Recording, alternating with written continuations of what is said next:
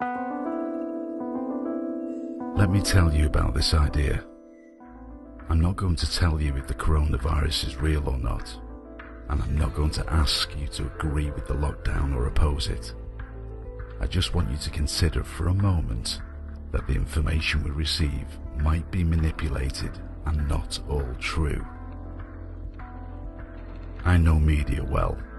I've been working in mainstream media at the highest level for many years, and I know what we're seeing now in the mainstream narrative is nothing but a campaign.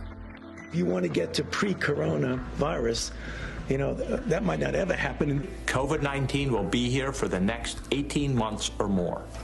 We will not be able to return to normalcy. We're never going to be the same again. The fear that we have, the anxiety that we have, that's not just going to go away. I don't think we get back to normal. We get to a new normal. I know you think you can't be easily tricked, but trust me, you already have been. We all have this inner voice, the child that can spot the bullshit. But that intuitive voice is suppressed by the mass manipulation of the media machine, making you doubt your intuition in favour of the opinion of those faceless experts, and fabricated statistics reshaping your perception of reality and in turn controlling your behaviour. We all feel something is off here. There are too many inconsistencies with this pandemic. The media coverage has been exposed more than ever with their calculated fear-mongering tactics, and a lot of it doesn't make sense. But then you pinch yourself and say, nah, why would they do that? What would they benefit? What I am about to show you now is the holy grail of information on their plan, and what's in store for us in the next decade or so. Start by going to the World Economic Forum website and search for Strategic Intelligence. You will need to sign up with your email to view all the information hidden. This is one of the most complex mapping systems I've ever seen. In the heart of it is COVID-19. Linked to it, categories showing how to deal with the pandemic. Let's start with the government response to COVID. Once you click on it, the tentacles are highlighted to link the subcategories of how COVID affects all aspects of life, from global governance to civic participation, justice and law. But it doesn't end here. This is only the first layer. Once you click on one of the subcategories, it goes through another level. Here we have civic participation. Around it, responding to shifts in power and inventing new modes of governance. When you click on any one of these categories, in the side screen you'll have a page that shows all publications related to this specific topic, as well as videos and other data. The type of articles in there is all approved propaganda, and we have started to hear it in the media already. Topics like, how will coronavirus reshape democracy and governance globally? How can digital ID and payment improve state capacity? QAnon conspiracy theorist, and my absolute favourite, social media companies are taking steps to stamp down on corona misinformation, but they could do more. The list is endless. There are at least over 200 layers to this map, and you cannot imagine how far and deep the topics get. Things like 5G, aging, how to change young people's outlook on aging, and how to systemically change values and culture. Other topics include vaccinations, tracking, microchips, and tracing, and there's a lot about agile governance and surveillance, and it starts getting darker when you dive in. AI, world government, and biotechnology. I could go on for hours, but I will leave it up to you to go through and witness the horror of the technocratic world that awaits us unless we decide to wake up and pay attention now. I think when we get to the point of house arrest, it's already too late. You are probably asking yourself, why would they put their plan right there, hidden in plain sight? I want you to consider this thought. In life, everything has a positive and a negative. The sword can be used to save a life, as well as take one. The information they present here is sold to the public on the basis of the minor positive they may hold. However, what manifests in reality is always the hidden sinister negatives. Each of those will sell you a lie, a trick to make you believe that it would be for the betterment of mankind. However, the proof is all around us. War, diseases, poverty, and it's getting worse. While the people are fearful and distracted, governments around the world have passed numerous laws under the current emergency statutes. I won't get into the details of all these attacks on civil liberties. That's for you to research. But one stands out for me more than most, and that is freedom of speech. Censorship has become a real problem to our societies, and it's all around us. We are bombarded with a one-dimensional narrative that echoes on all media platforms. If you say it enough times, they will believe it.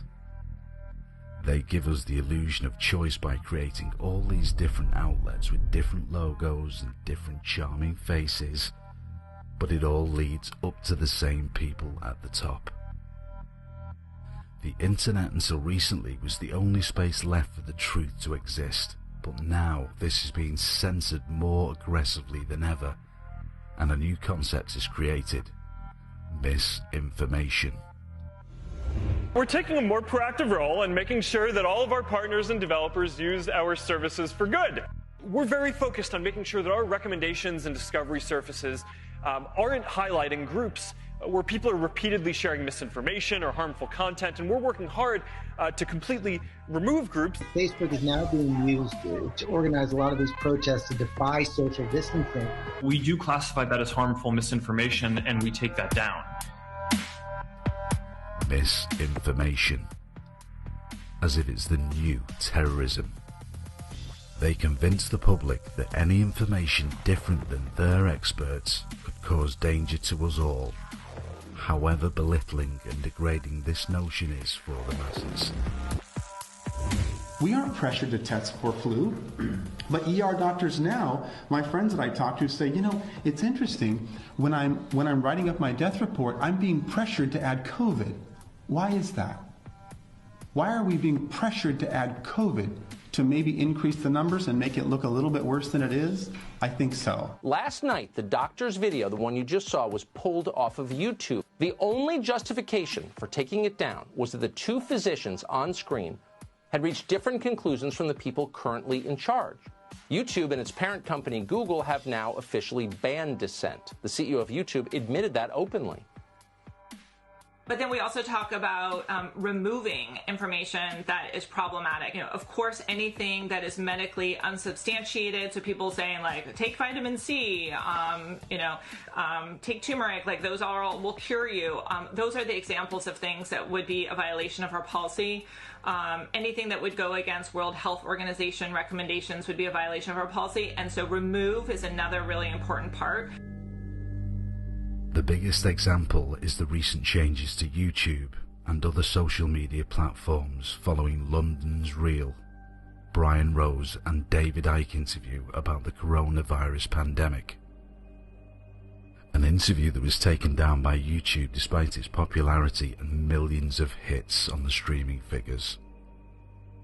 It even leads to changes in broadcast laws by the British broadcast government body, Ofcom. And if you read the tone of the article, the BBC is implying that they forced YouTube to take down our live stream yesterday with David Icke that went deep into coronavirus, COVID-19, the relationship of that to 5G technology, to vaccines, to the lockdown, to the economic crisis, and to seizing your human rights, whether it could be your location, your data, and even your right to earn an income. And that's what we talked about it yesterday. It was the second largest live stream on YouTube worldwide yesterday. Why is he such a danger to the billions of people around the world? Why is Ofcom here in the UK sanctioning radio stations for talking about any relationship with 5G and coronavirus? We can't even talk about it. Does this sound familiar? Like George Orwell? Like a Nazi state? Does this sound familiar to anybody? And it's this self-deluded arrogance which goes like this. I am right, therefore anyone who says something different must therefore be wrong, and by definition, because they are wrong and I am right, their freedom of speech to be wrong doesn't need to be taken into account. That's how the mentality goes. What I say is, I don't agree with them, I don't agree with them, I don't agree with them. I do agree with them. But I don't want to silence any of them. All this because an old man was giving his opinion on what is going on.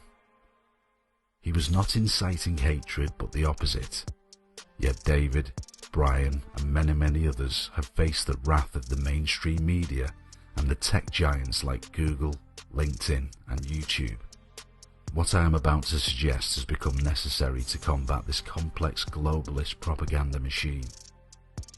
Their war relies mainly on the control and manipulation of information. But there is something we can do. We have the structure of their highly effective plan. We use the same model against them and in favour of telling the truth. Just like their complex map that we've seen earlier, we will set up the same project, but only the masses and whistleblowers to populate. The Mirror Project. Think of it as a more targeted WikiLeaks. WikiLeaks is an amazing concept and has been groundbreaking in exposing truths that would have never come to light.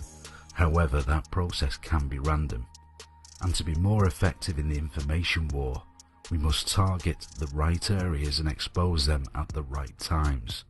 Therefore, it is important to understand the structure of their plan and consolidate it into one platform. For example, just like the World Economic Forum map, we have the exact same categories, but instead of the articles being filled with government-approved propaganda, the content will be populated anonymously by the people. It will have a section for articles, studies, statistics and documents to do with each specific topic. In the below section there will be a video channel where videos, documentaries, lectures, talks and interviews will be available, content that most of it would be banned on the current platforms like YouTube. And finally, there will be a whistleblower secured section for whistleblowers from around the world to upload their documents related to that specific issue. And this way, we open the fight to everyone, whether you work in a hospital, for a city council, a tech company, a government body, anyone witnessing something that's not right and they want to leak it, and they can go to that topic on the Mirror Project platform, or MP22 for short, and upload anonymously. Think of MP22 as a search engine with YouTube and WikiLeaks all in one platform linked to one map. The problem we face right now is the fragmentation of information and sources when it comes to trying to expose corruption, propaganda and human rights violations, which blurs the big picture. Add to that the insane censorship on all platforms, which renders us unable to present any other point of view other than the mainstream narrative. With the Mirror Project, we can centralize and consolidate all these sources in one place in order for real-life action to take place in an effective manner. Another issue is the term conspiracy theorist.